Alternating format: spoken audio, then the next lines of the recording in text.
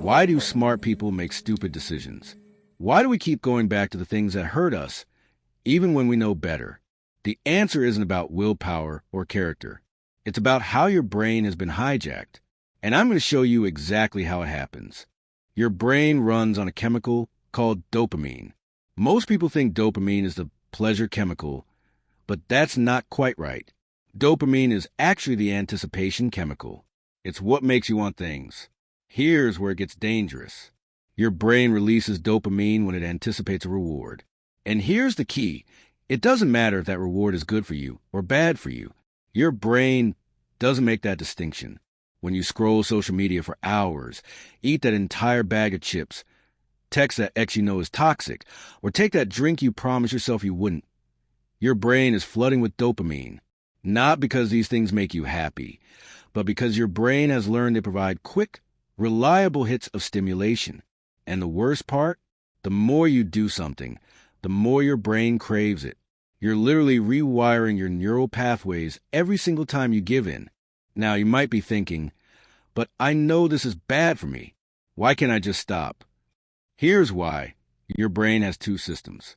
The logical, rational prefrontal cortex that knows what's good for you long term, and the limbic system, the primitive, emotional part that just wants to feel better right now. When you're stressed, tired, anxious, or overwhelmed, your limbic system takes over.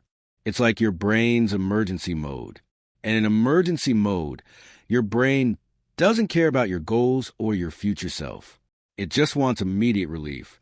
This is why you make your worst decisions when you're at your lowest. It's not a character flaw. It's your ancient survival brain doing what it was designed to do. Seek quick relief from discomfort, the substance, the behavior, the pattern. Whatever is destroying you, it works. That's the brutal truth. It temporarily makes you feel better. Your brain remembers that. And every time you're in pain, your brain offers up the same solution. But there's another layer to this. Over time, your brain adapts.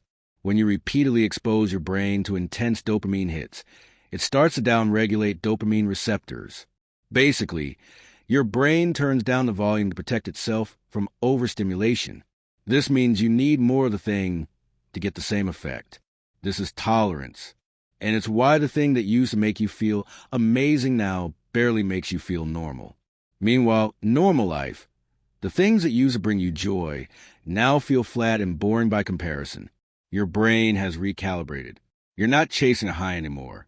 You're running from feeling low. This is a trap. You keep doing a destructive thing, not because it makes you feel good, but because not do it makes you feel terrible. So how do you break this cycle? Here's what actually works. Step 1. Understand the craving wave. Cravings are not permanent. They're waves. They peak at around 15 to 20 minutes, and then they crash. When you feel the pull toward your destructive pattern, set a timer for 20 minutes. Do literally anything else. The urge will pass. This teaches your brain that you can survive the discomfort. Step 2. Identify your triggers. Your brain has learned specific cues that trigger your pattern. Maybe it's a time of day, a location, an emotion, or certain people. Write them down. You can't avoid what you don't acknowledge. Once you see the pattern, you can interrupt it. Step 3. Create friction. Make the destructive choice harder and the healthy choice easier. Delete the apps. Throw out the substances. Block the numbers. Meanwhile, make healthy alternatives ridiculously accessible. Your brain will take the path of least resistance. Step 4. Rewire with replacement. You can't just remove a habit. You have to replace it. When the craving hits, have a go-to behavior ready. Call someone. Go for a walk. Do push-ups. It doesn't matter what it is, as long as it's incompatible with the destructive behavior. You're building new neural pathways. Step 5. Practice self-compassion. This is critical. Every time you shame yourself for slipping up, you create more stress. More stress means more limbic system activation. More limbic activation means more destructive choices.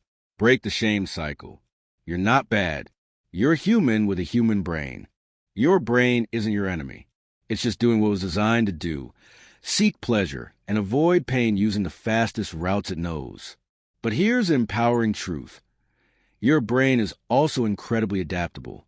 Every choice you make is either strengthening an old pathway or building a new one. You're not broken. You're not weak. You're just running on old programming. And starting today, you can begin to rewrite it. If this resonated with you, subscribe for more videos on psychology, addiction, and understanding the human brain. And remember, awareness is the first step to change.